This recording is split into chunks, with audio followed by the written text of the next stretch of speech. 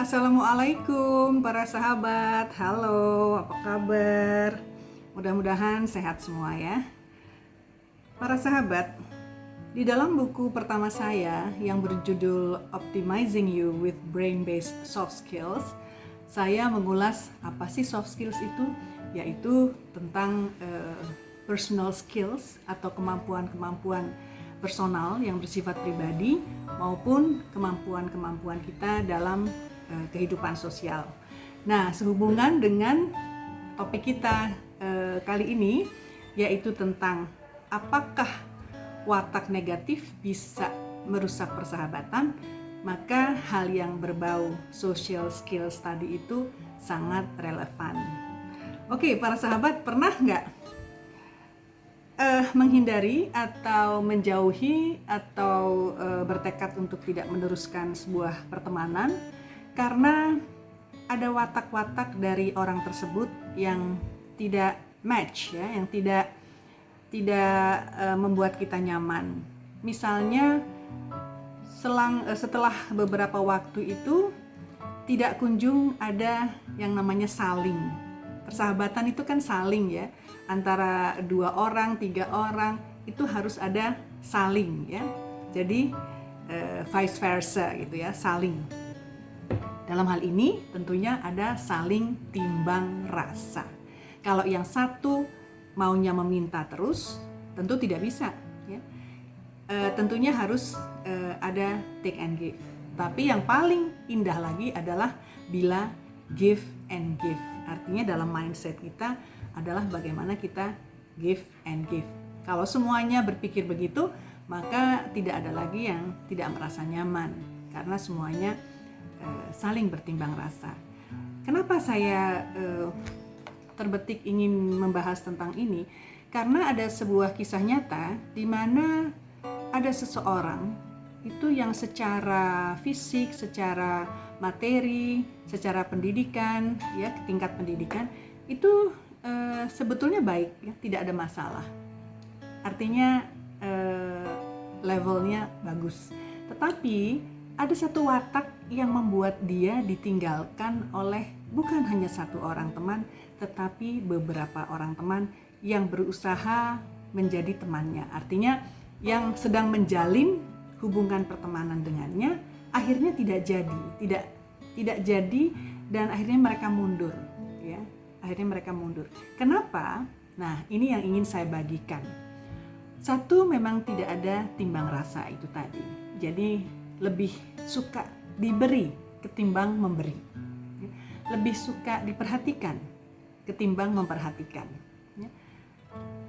Jadi rasa kasihnya, rasa care kepada orang lain itu boleh dibilang sangat tipis gitu ya.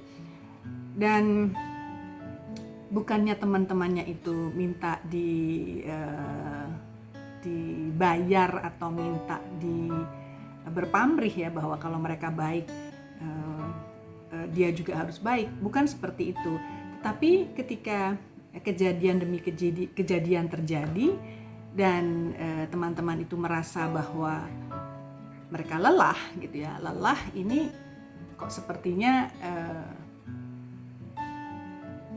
tidak menganggap teman-temannya itu teman gitu. Artinya maunya hanya meminta saja gitu ya. Jadi dia membutuhkan perhatian, membutuhkan pertemanan gitu ya, selalu ingin berteman dengan mereka, tapi entah tidak mau, entah tidak tahu ya, untuk memperhatikan kembali gitu ya, untuk memberi kembali, seperti itu.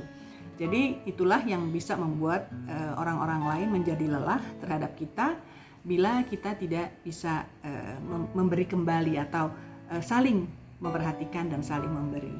Jadi itu ada suatu kisah nyata di mana memang akhirnya bukan hanya satu teman tapi beberapa teman yang sudah terjalin hubungan, yang sudah terkoneksi, tapi akhirnya mereka memutuskan untuk say no, tidak meneruskan pertemanan itu.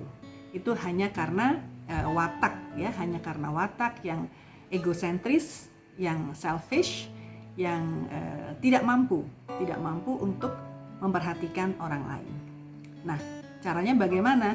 Caranya supaya kita juga bisa diterima sebagai teman, tentunya kita harus berlatih. Berlatih bahwa kalau kita membutuhkan orang lain, ya, kalau kita ingin diperhatikan orang lain, maka kita juga harus memperhatikan orang lain. Jadi artinya bahwa kita tidak bisa membuat mereka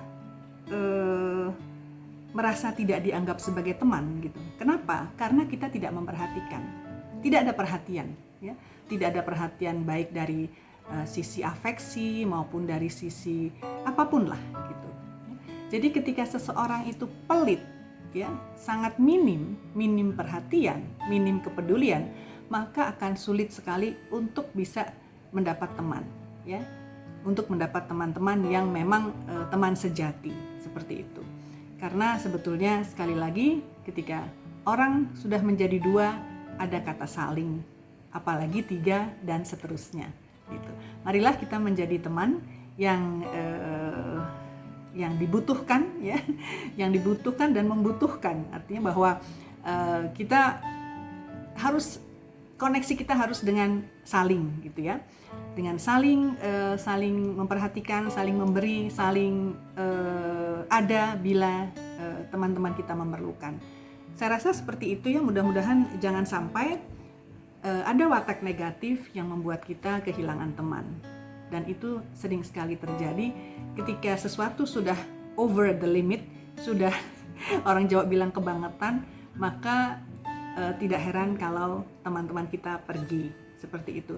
Mudah-mudahan ini bisa menjadi introspeksi bagi kita dari kisah nyata tersebut. Jangan sampai kita ingin berteman dengan sekelompok atau dengan seseorang, tapi mereka tidak mau, karena watak kita tanpa bisa kita sadari atau kita sadari itu membuat orang lain tidak nyaman dalam banyak hal. Saya rasa itu aja. Mudah-mudahan ini bermanfaat.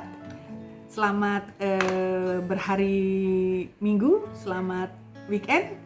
Salam sehat, salam semangat dari saya, Baby Yuwono. Kita ketemu lagi kapan-kapan. Bye.